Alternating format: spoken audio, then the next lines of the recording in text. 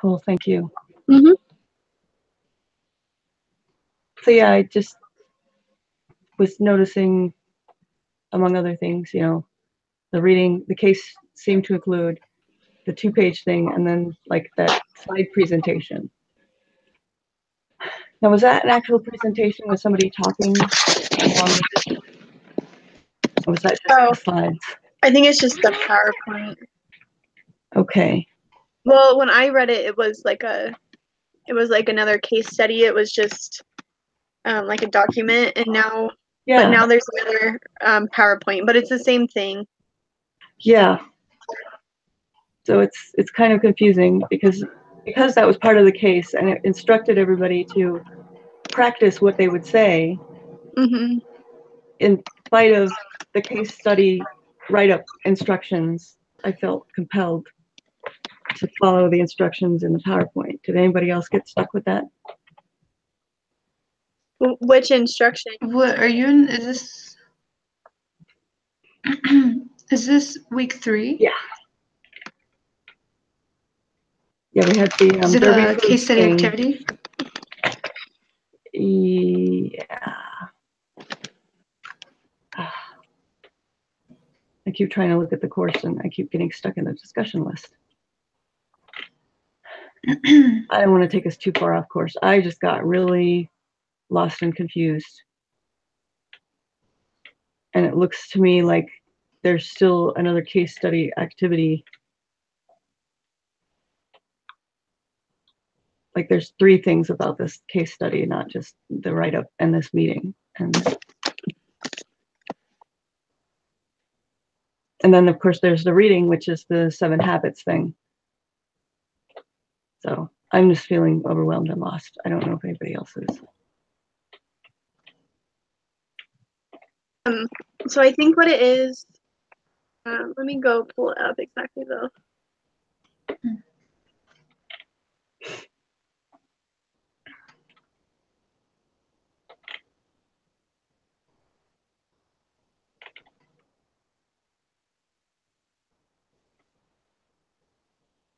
So it should just have like the case study write-up for Mary Griffin.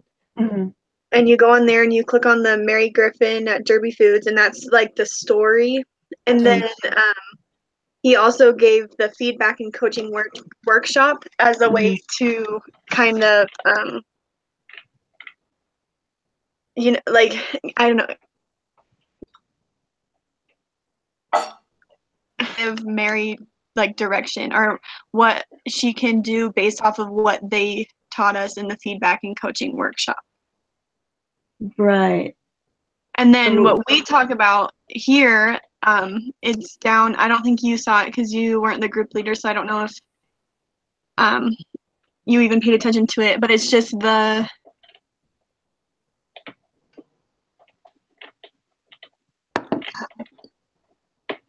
I think I copied it from your email, from one of your emails. Because I have the group discussion agenda. And I was just looking at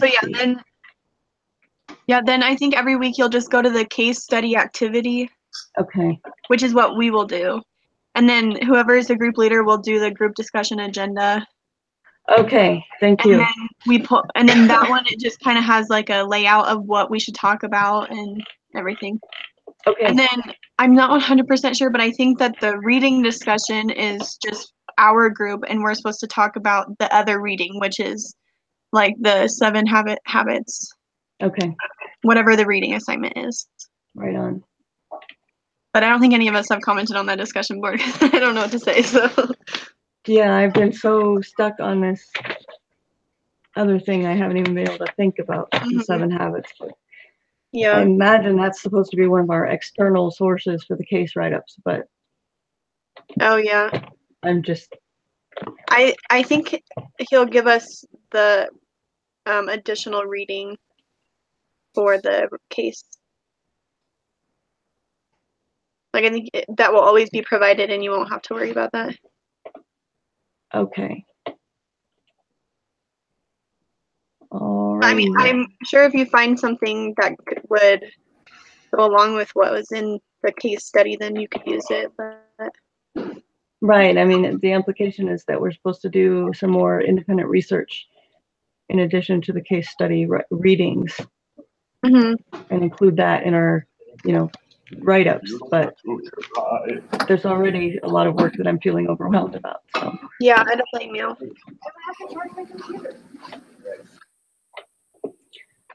Okay. Hello, Amy. I'm glad we're all here. Hey, sorry I'm late, guys. You're No good. worries. Alora isn't here yet. She said she's trying to do it on her phone. Yeah. She's out of town, but last semester we had a problem with it working on phones, so. Yeah, I tried to open it on my phone and it didn't work either. Hopefully she figures it out though.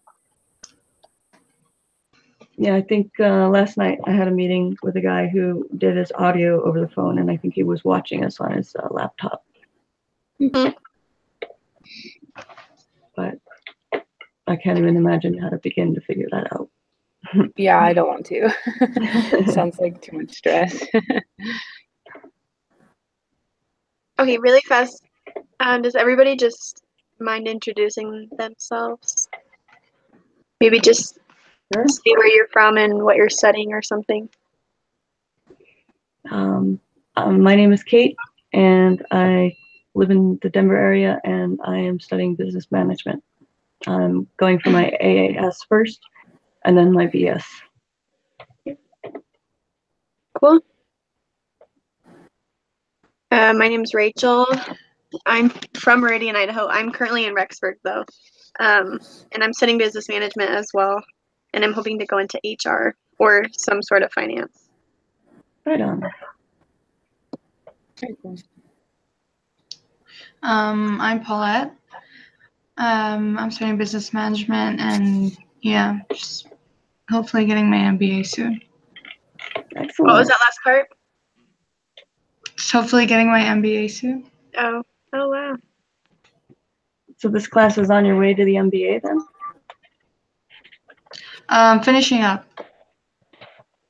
Okay. Very cool. I see Laura now. I don't know. Mm-hmm. Yeah. I see it. Yeah. Well, my name is Natalia. I live in St. George right now. I'm originally from Brazil.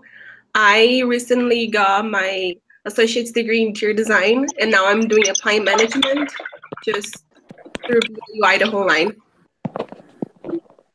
Cool. Very cool. So I'm Amy. I am studying fashion design and entrepreneurship. This is my last semester. So that's why I'm here. And I'm living in Rexburg right now. Well, good luck with your last semester. Thanks. It's been a lot of work so far. So Yeah, I believe it. Do you want to introduce your?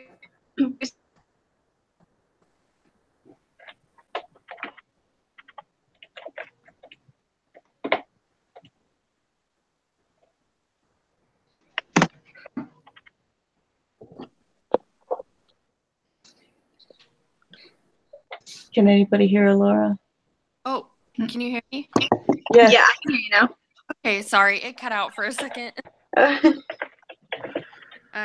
Anyway, I'm Alora. I live in Coeur d'Alene, Idaho, so very, very northern tip. But I'm studying business management and hoping to start my own photography business here soon. So very cool. We have a lot of creatives in this group. Good, because I'm not creative at all. So I'm not very good at it. yeah.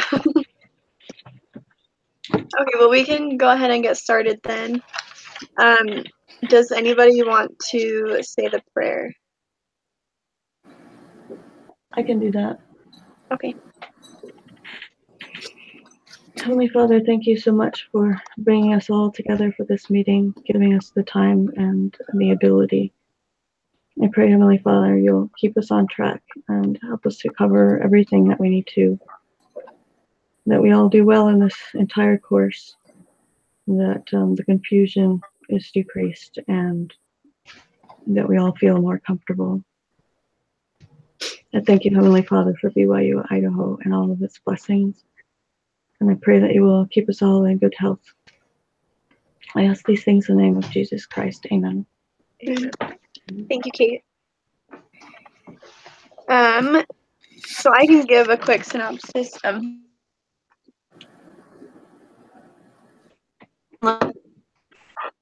Okay, I'll just give you a rundown. I'm sure everybody already knows it.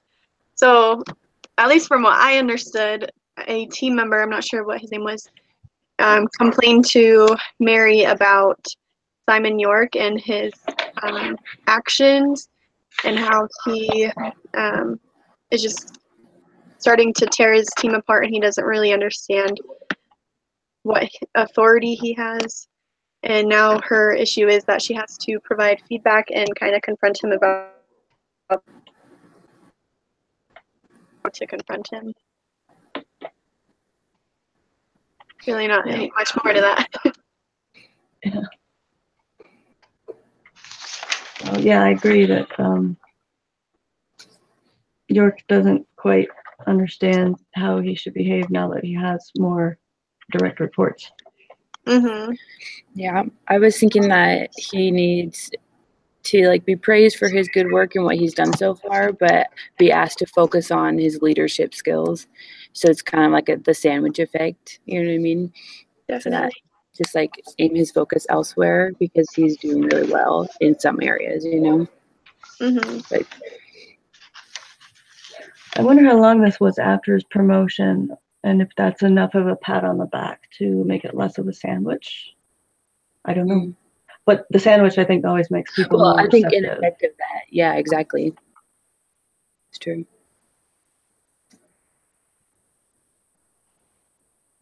So I guess we kind of brought it up, but like, what are specific behaviors that raise concern?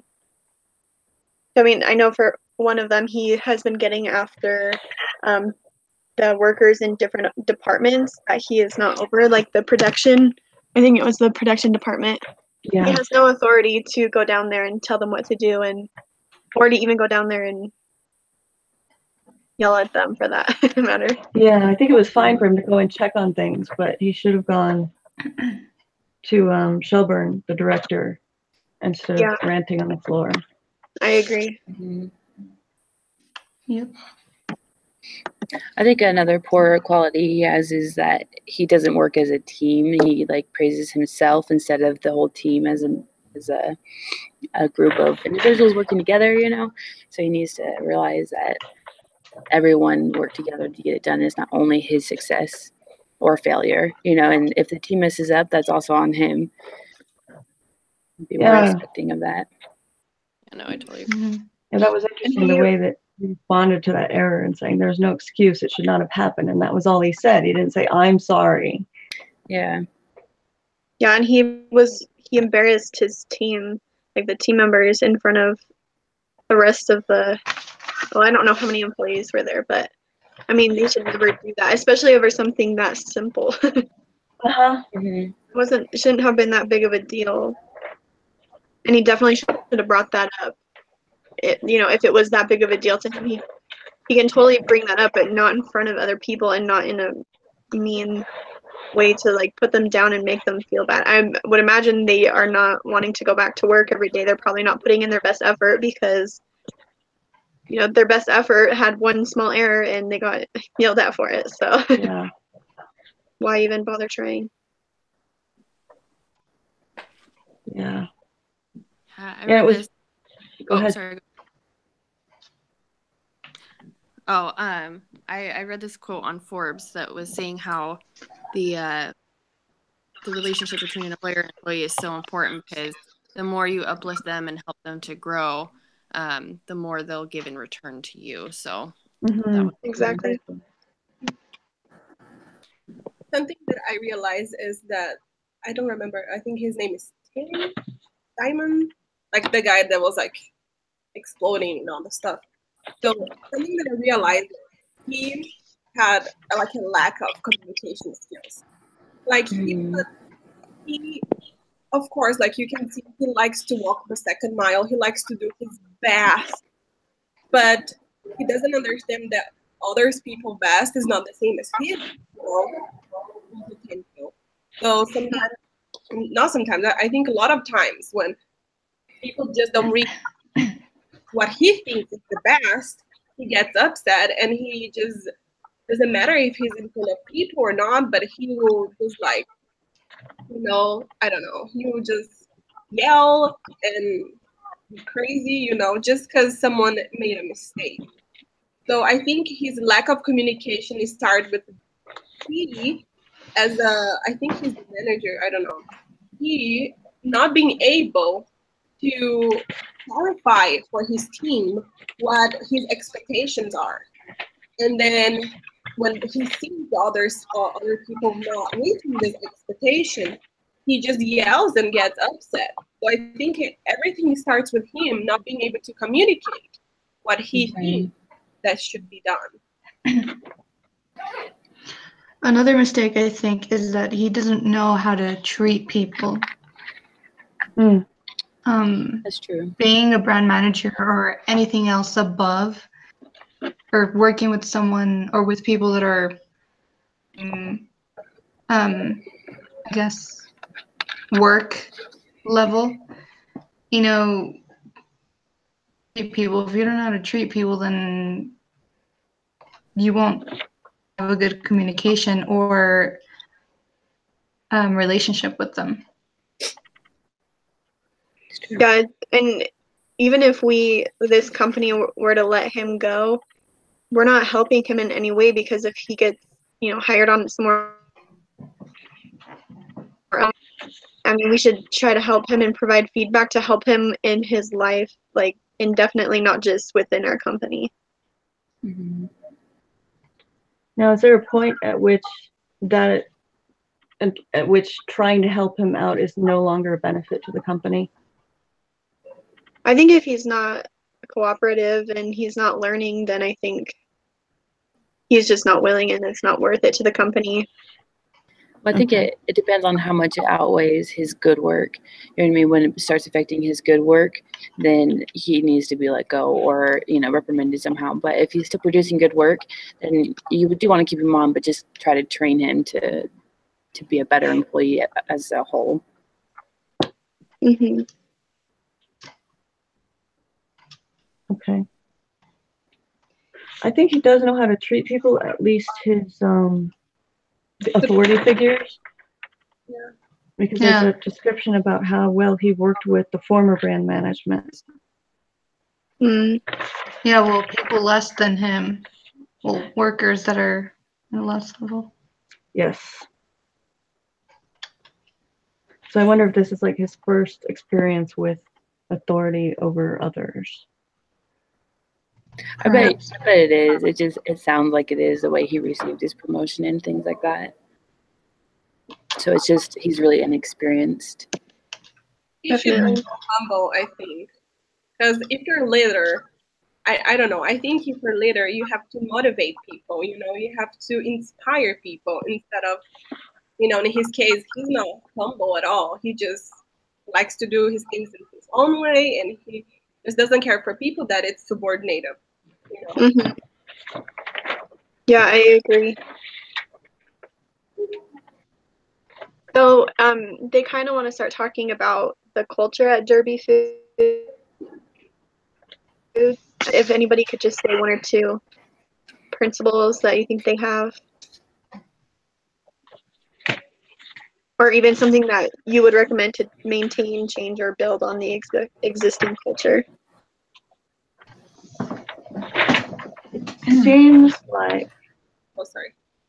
Shelburne and Griffin, Mary, and the production guy have a longer relationship. He felt comfortable approaching her and talking to her, and I'm not sure if it was while she was in her office or in the hallway, but he was comfortable enough to just come and be straight with her and say what he needed to say right off the bat without saying, "Hi, how are you?" anything like that. So I think they have a pretty comfortable relationship, and it seems like that may be the culture that it's referring to. It's not clear because there's only, 3 basic main people in this. Right. But I mean, just from what I read, I would think they probably, well, I don't know. I would think that they want like an environment where everybody can work together and they are all treated equally, and that's why was it Shelburne? Is that his name? Shelburne came to Griffin to try to fix the problem because it seemed like everybody was working together until he started, coming in and reprimanding the production department and embarrassing his own team members.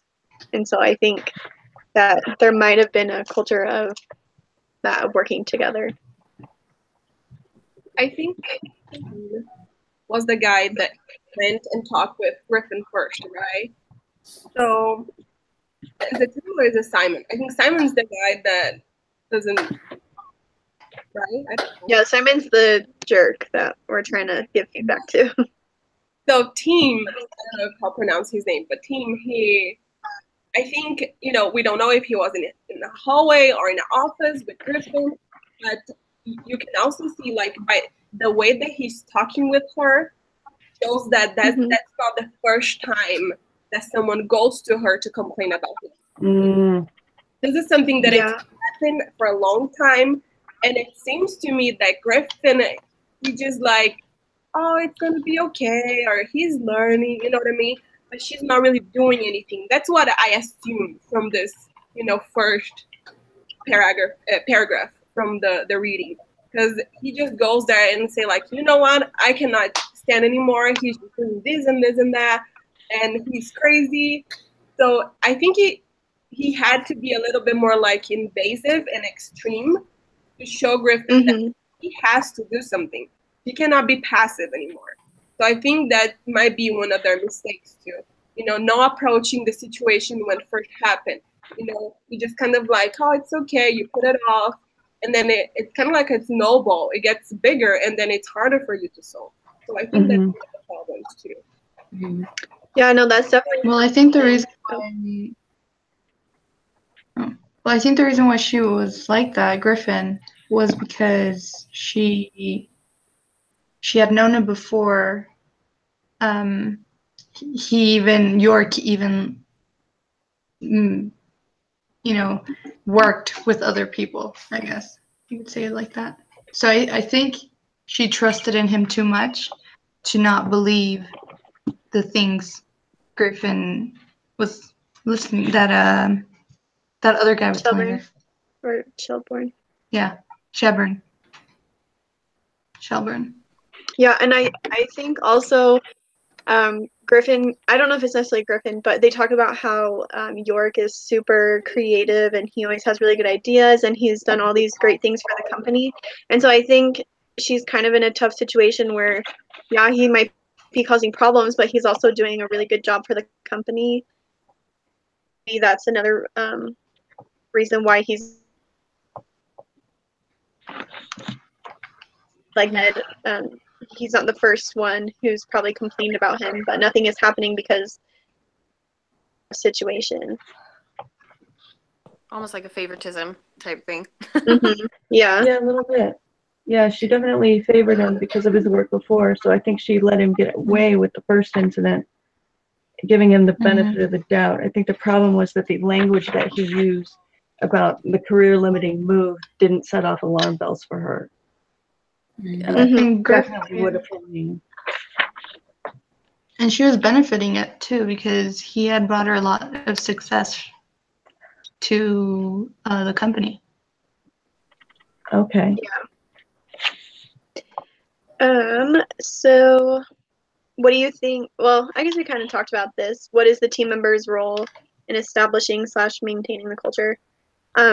But definitely what Shelburne did was he provided feedback trying to get something to change and to happen.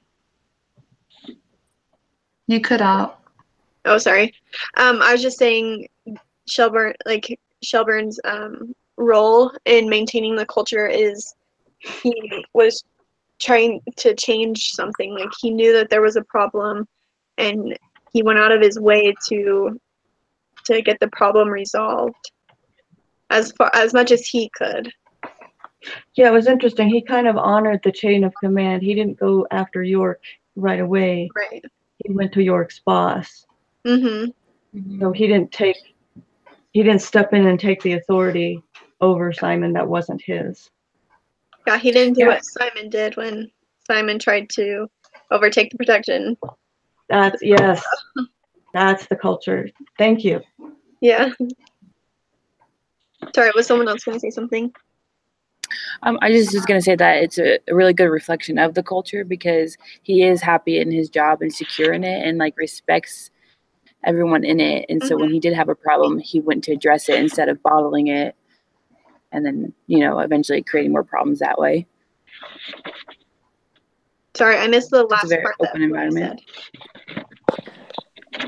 Well, instead of keeping it to himself and bottling up his feelings and then just getting progressively worse, he decided to address it, which, speaks a lot about a company when they have employees who are willing to, come forward and just talk things through. Mm-hmm. Yeah, that's true. I worked for a company over in Utah who had like their core values for their culture. And one of them was like an open door policy. And they had it where the CEO and the CEO and COO had open doors, and they were sitting in with everybody else, and you could just come to them at any time if you had a problem or an idea. And they believe that every employee, whether it was your first day or you'd been with the company 8 years, they had that, like, their ideas were of worth. And I think that's super important in a company, is just to make sure that that all of your employees are of worth, because they are the building blocks. And without those building blocks, if those tumble, then your foundation is shot. Like, there's nothing to it. So. Yeah, that's a really good point. That's awesome that they did that too. Yeah, it's funny. Our newest director has said that he has an open door policy, but everybody is so stuck in the old way of really sticking to the chain of command and not speaking up, that every time I feel like I want to go and talk to the director about something and I mention it to my boss, she kind of holds me back. It's weird. That's interesting. Mm-hmm.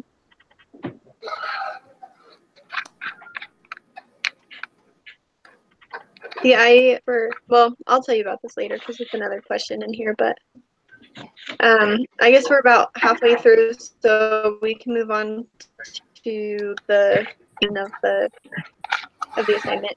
So how should Mary approach the discussion with Simon?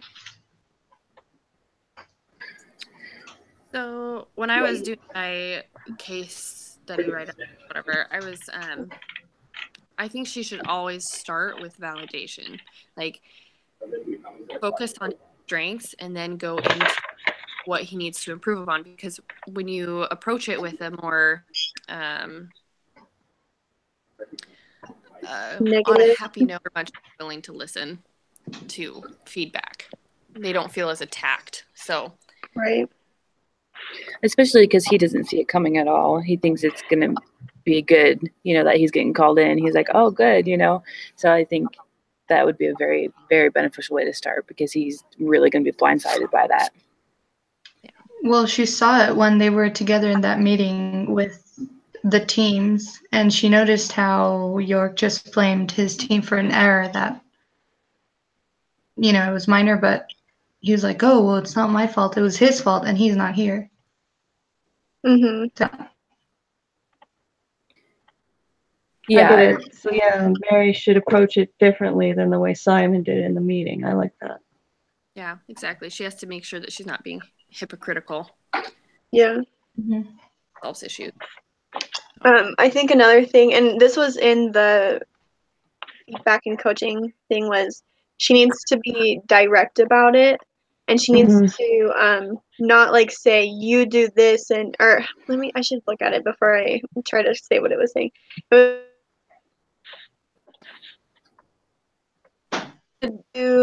Or you are this, you are, you should say, when you do this specific action, it causes this it's making a problem for this. And I thought that was really important because it's not him as a whole person, it's just these few actions that he is doing that are causing the problem. And I mean, we definitely don't want to put him down. We don't want him to leave the meeting thinking that he is a horrible person, that he's never going to change. His company is mad at him. We want him to leave thinking, I'm still appreciated in the company, and I have some stuff I need to work on, and this company is willing to work with me about it. I like doing this way because in this way you can show him, you can make him to see, because that's the problem. He doesn't see that he has communication. He doesn't see that he has to improve. And if you go and say you have the lack of communication or the stuff, he's not really gonna understand that. I think the way that you said helps him to see what he does and what's the consequence. And I also think that if she kind of like says like, okay, now that we see your actions and the reactions, the consequences, how can you prevent that that's not gonna happen again? And let him to point out things that he can do to improve instead of her saying, you stop doing that. Because then his goals, and then if it is his goals, if he came up with the ideas to change, I think it's better for him to visualize. I don't know. No, definitely. Yeah. And then Mary's just kind of there, to make sure that he is following up on those goals and those changes, and there for any other help that he needs, and for the other employees as well. I also think Griffin should go to him personally, not send her secretary to send him like a memo and be like, oh, Griffin wants to meet with you because of I can't remember what the secretary said, but that's when about the project. It wasn't. Yeah. But that's when York. What about the project? That's when York was like, oh, this is my chance to tell her this and that and that and that, without knowing what it really was about. Yeah, and that's not really fair to Simon. And I don't think he would handle it very well if he went in thinking it was going to be about something else, something positive, and then it turned out to be, about his problems and what he needs to change. So that's true. She could have said something like it's a performance review or something like that to at least let him know what was going on, and then from there, it would be easy to talk about his strengths and his weaknesses. That's a good point, because she had seen how his team reacted in the meeting. She should have realized that his assistant probably felt the same way about him and was not willing to be direct and honest about, hey, this is a performance review. She just said, it's about this project. Because it doesn't say what Mary actually said to the assistant.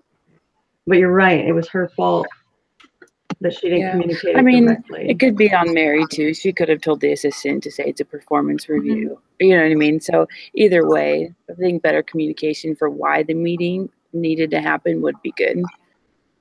And maybe involving a third party was just not the way to go about it. Yeah, but when you have an assistant, that's their job, right? So that's what I was thinking too. But she definitely should have been honest about what the discussion was. So how can Mary best reinforce the culture?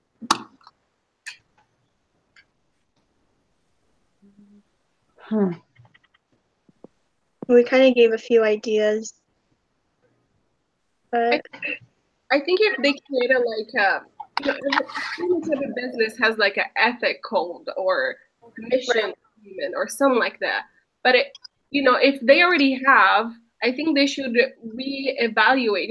Just double check if everything is how it's supposed to be on those statements, and if it's the right path to go. He should, put an emphasis on those ethic codes. Maybe talk with everyone in meetings. Say, hey, just a reminder. This is our ethic code. This is our mission statement. That's how our business should be doing. Things have happened in the past, but we have to move on and try our best to fulfill those needs and wants. I don't know. I think just reinforcing what their beliefs helps the team to work together. No, definitely. I completely agree.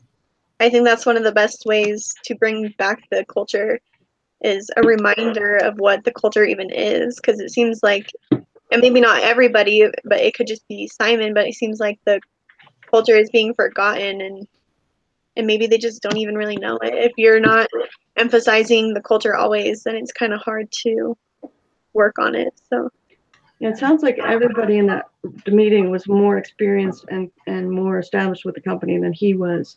So he may be the only one that doesn't know about the culture. And that's because nobody took the time to specify it to him because Right. he just made assumptions. I just feel like they value their workers too much that they sometimes sugarcoat their actions towards things. Mm-hmm. No, and I think And so that's I feel like in order to take that away, they need to have good communication and they need to be honest and be straightforward with their employees. What makes you think they sugarcoat things? Because I don't know, maybe others might have already noticed York's attitude towards other employees, but nobody wanted to say it because York is a good employee and he does things right and they need him. Okay, good call. So I don't know. I found it was kind of interesting how it said in the meeting his team was the only one that wasn't as enthusiastic about the project. Was, and I just found that interesting just because even though it was such a scene and he was so derogatory toward his team member, it seemed like it didn't really affect anyone else. Yeah, nobody else picked up on the fact that he just told somebody he was going to get fired. Yeah. Like he used the language that was so vague that nobody else caught it. That's true. He took the praise for himself. So what are the most effective methods Mary can use to make the discussion productive? I think we talked about that a little bit too. You guys are good about covering everything. I mean, you said your name was Paula? Paulette. Paulette? Yeah, with a T. Okay. Yeah, well, with how you said about sugarcoating and how they need to be more straightforward about it. I also said in the reading that they need to be able to leave the discussion knowing what, like the point that Mary is trying to get across. So she shouldn't sugarcoat the, I can't think of the word.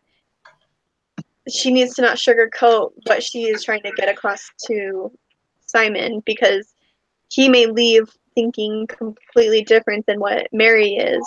And he needs to understand that this is a serious matter and it's not just a simple, let's have a quick 5-minute discussion about it and that's that.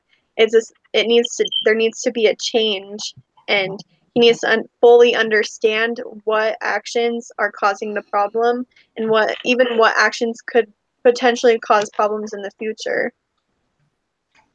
Yeah. So that's definitely one way to be productive about it. Somebody mentioned talking to him about the consequences, and I think it's good to mention to him the positive consequences. Your team will respect you and behave better, but the negative consequence too is we may have to demote you or dismiss you. And I was gonna say there needs to be some sort of like consequence for him if he's not willing to change. He needs to know that the company is going to take it seriously and he can't just, tell Mary, oh yeah, I'll fix things and then not follow through with that. He needs to follow through and Mary needs to even say, I think it would be productive if she even said, let's have another performance review in, a month or a couple weeks, whatever it may be, and see how things are going. And I like that. Schedule a performance review soon. Yeah, it's super important to follow up and get feedback on how he thinks he's doing and how she thinks he's doing. Now I kind of got stuck on the inquire part of the workshop. And so it occurred to me that Mary might approach him and say, okay, here's what I saw and just state exactly what she saw, just like how the write-up has it. You know, I saw this, this, and this, and then can Simon tell her how he perceived what happened, and see if he recognizes that maybe he did make mistakes without her actually pointing them out at first.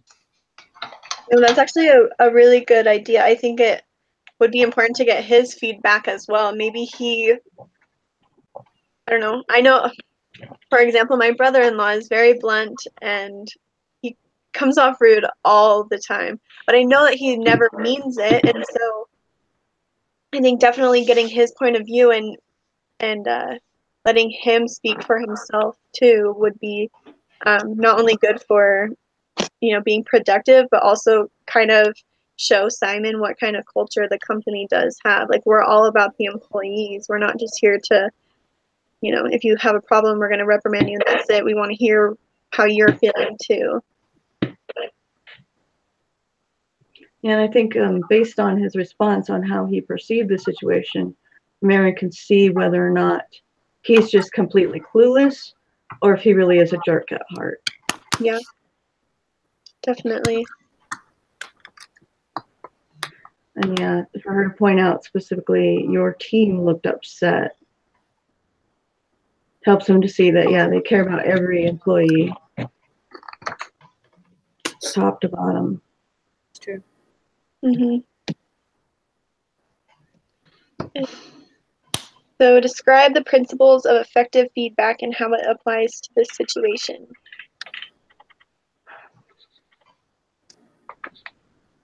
I think being clear is one of them. Yeah.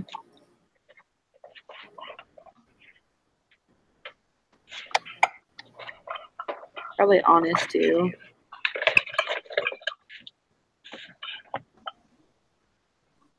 I was gonna say I agree with both of those, because I mean, if she's not clear and concise and honest with him, then it's not going to resolve the issue.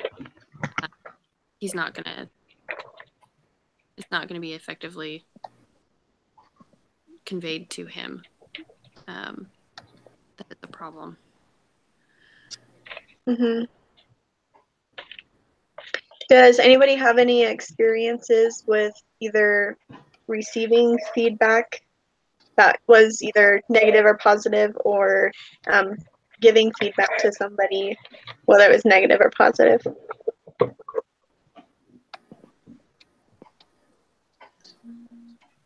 I can remember a really bad incident, and in the course of the conversation, my manager actually told me, I'm sandwiching this for you. Here's this technique. I'm realizing now, 12 years later, that she was trying to suggest that she had respect for me and wanted to teach me something about leadership. That maybe she saw me going someplace, but at the time, all I could do was focus on the middle part of the sandwich, which was you're behaving inappropriately. And I couldn't see anything else. I just got stuck on that. You're a bad person. Yeah. And that's a lot about my character and her character at the same time. So I didn't take it very well. And she kept me on. But the old person who had the position that I was sharing with somebody else came back. So we got demoted anyway. No. It was weird. Well, and I think that's another thing about feedback too, is the receiver needs to kind of, I don't know, be humble and be willing to accept the feedback, no matter how painful it may be.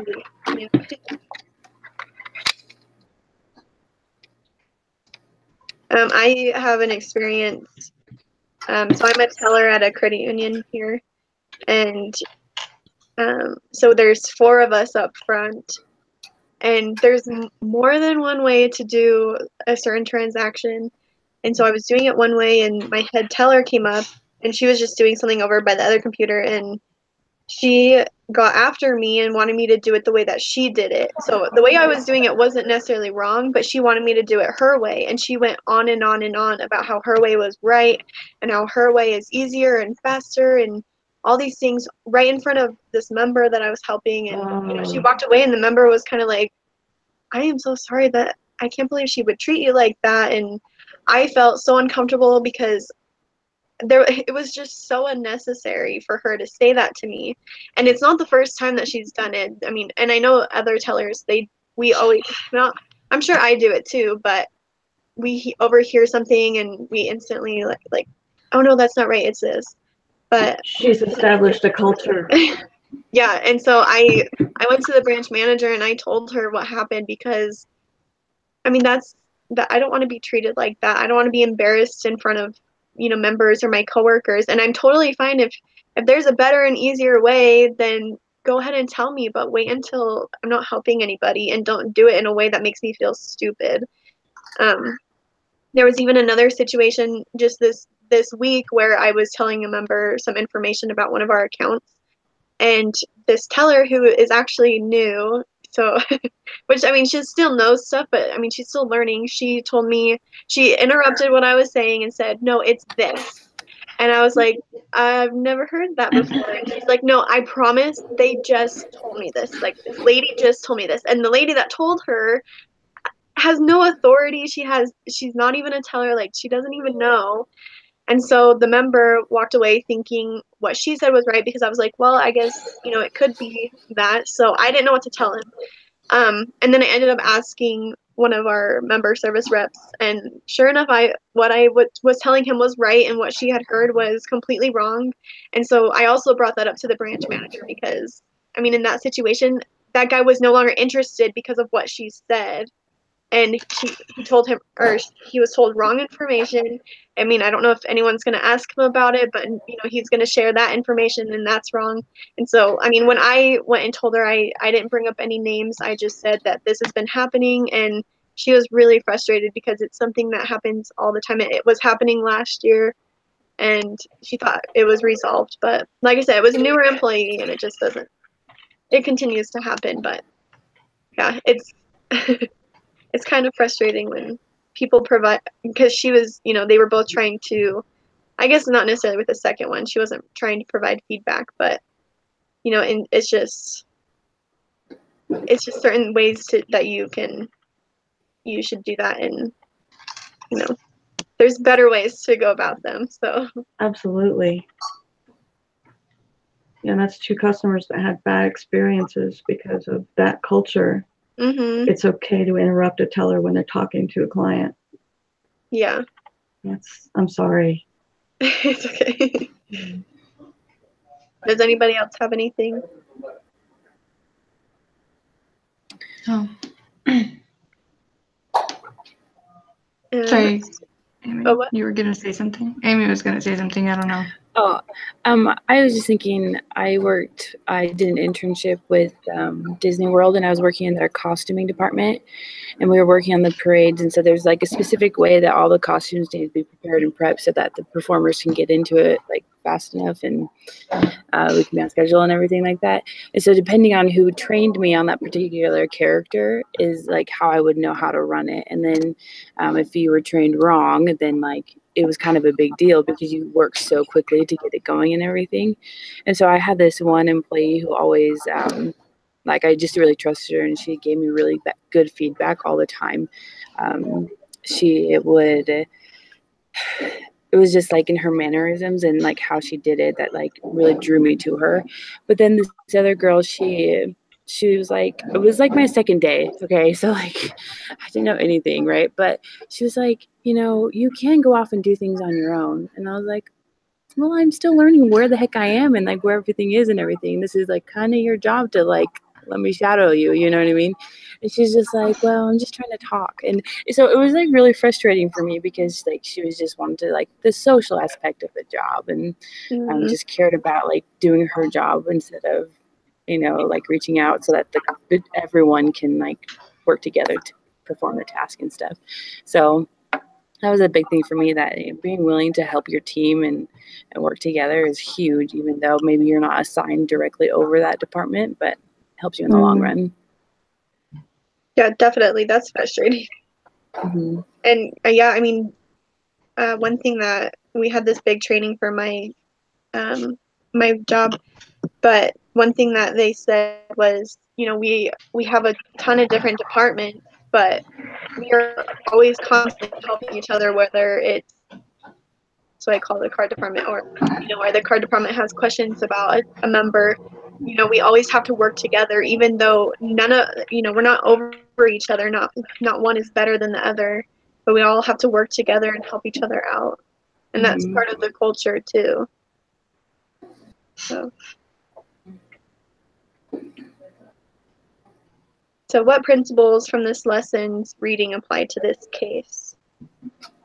I feel like all these questions are very similar. Yeah. I think we've kind of covered that. Yeah, definitely. Does anybody want to share any key concepts from this case? Or anything that you took away that is in your future career or personal life, whatever it may be? One of the biggest things I've noticed is open communication. You shouldn't be afraid of it, and you should more embrace it, because then it comes out appropriately. Whereas if you're afraid of it and you try to put it off, it just gets worse and worse, and then you're not good at it in the end. So, yeah, just let yourself be open and honest, and then things will turn out better. You'll get better at it as you go too. Yeah, definitely.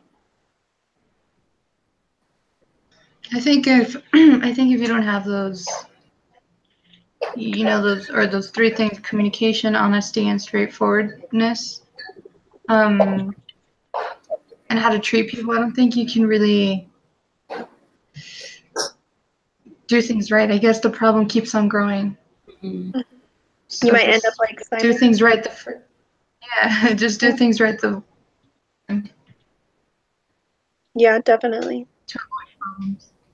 One thing that, I don't know if it necessarily said this, but one thing that I have now been starting to work on is, not that I do it all the time, but sometimes I, with my friends, if they or my roommates, if they do something that just drives me crazy, I tell them, and I want them to stop, and I try to provide this feedback, and I realize that's not fair, and so I've been trying to ask them to provide feedback. I don't go up and say, hey, can you give me feedback on how good of a roommate I am, but I ask them, is there anything that I can do to be better or to help you in any way?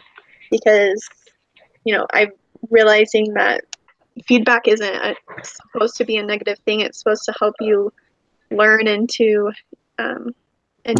change if you need to. And so I wanted to get more feedback. So, but yeah, so then it's super important to be humble about it too, and just openly look at yourself, be okay, good call. I'm gonna work on that. No, it's definitely hard too. So you definitely need to humble yourself, because it's not always easy to hear the things that people are saying you're doing wrong. So. Mm-hmm. I like that it can be more of a back and forth exchange, not just a one-way street kind of thing. Mm-hmm.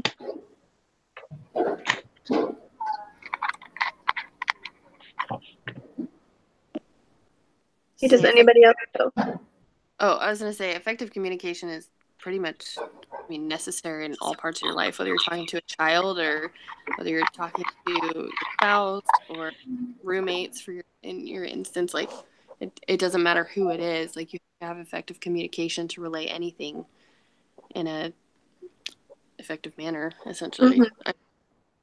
Without it, you're not going to get very far. Definitely. Or you're just have arguments. I took some communications classes, and they even it was all about effective communication, but one thing that is super crucial for relationships is communication. If you can't hold in all these feelings, you can't you have to talk about it, and you don't have to go about it in a negative way, but you have to learn how to effectively talk to every single person that will come into your life, whether it's friends, even strangers. So. Sorry. I also took a class, and in my communication class, we were talking about the communication is not just verbally, but also how you react with your body. So sometimes we're not being rude with our words, but we are being rude the way that we look someone, or the way that we reacted, or the way that we just like, I don't know, turn our face because we don't want to see the person. You know, it's just the way that you act, your body also generates the communication. No, definitely. In the communications class, my teacher taught, we are always communicating even if we don't think we are. So, Yeah, based on what we wear, how we approach people. Yeah, that's an amazing class. yeah. Okay, does anybody have any other comments?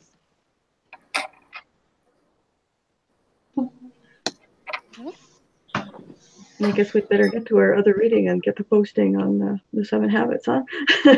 Yeah. Do you think, is there a date on that? Like, are we supposed to post by a certain date, or is it just? I think it's For the beginning of next week. Yeah, I think that, well, the discussion concludes Monday morning at 8 a.m.